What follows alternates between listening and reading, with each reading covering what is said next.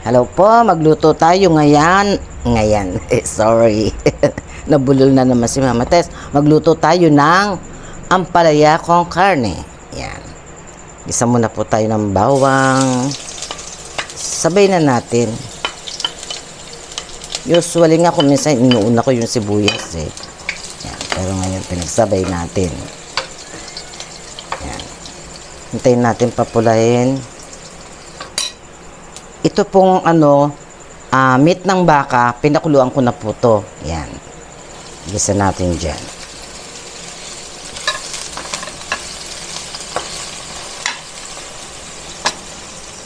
Lagyan natin tak ng konting paminta.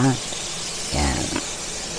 Tapos po, haluin ng konti para kumalat yung paminta.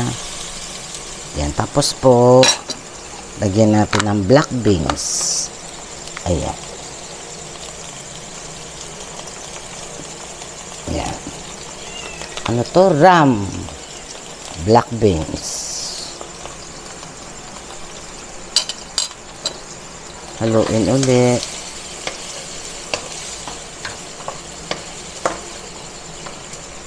Tapos ilagay natin yung ating ampalaya.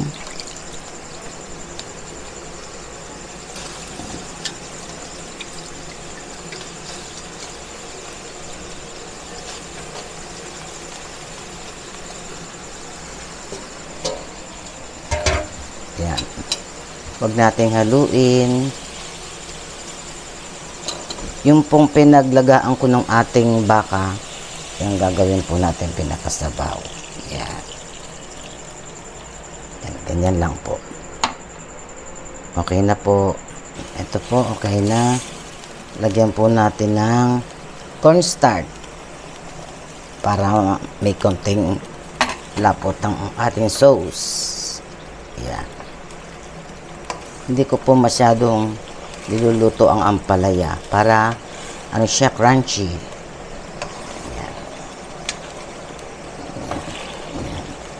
Lagyan po natin ng konting MSG. Konti lang po. Parang isang kurot lang po yan. Then, haluin ng konti.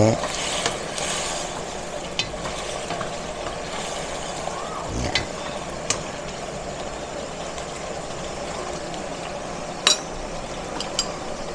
Tikman po natin.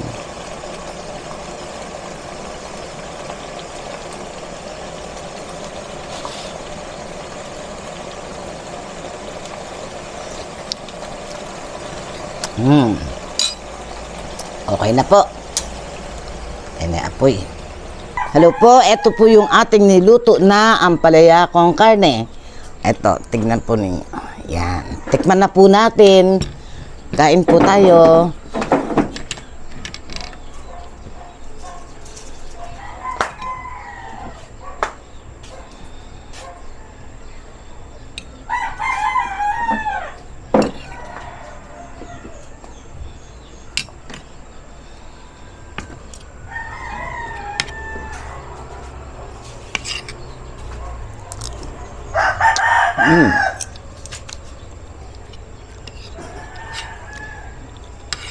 Sarap.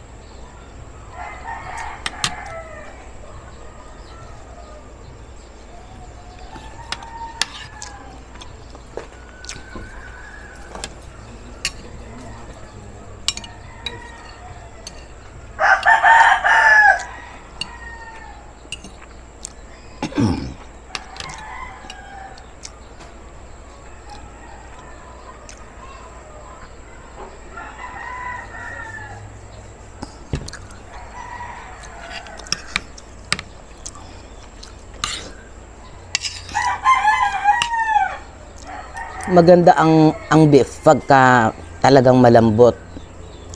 Maganda yung pagpapalambot.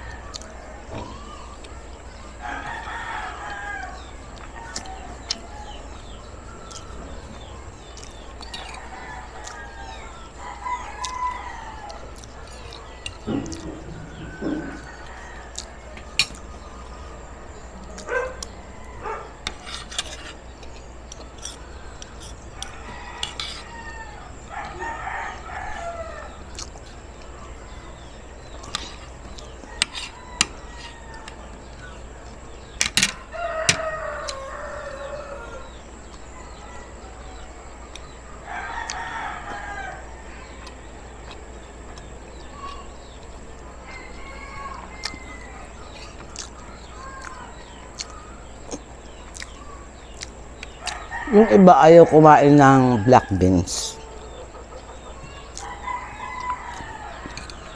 Ako naman gusto ko.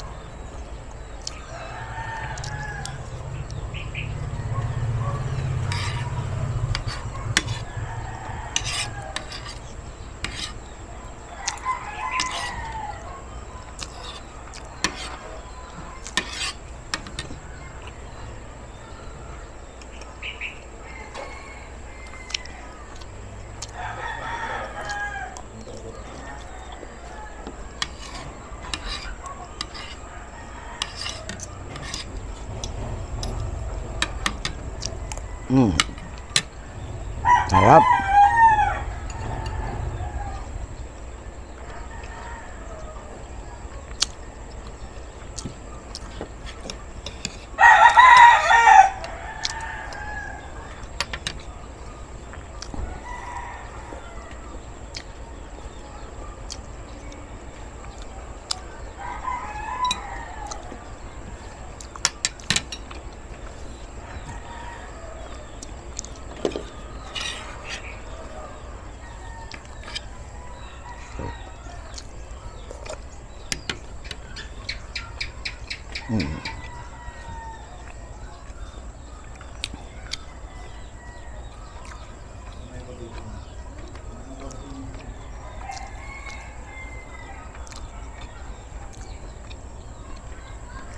Yan.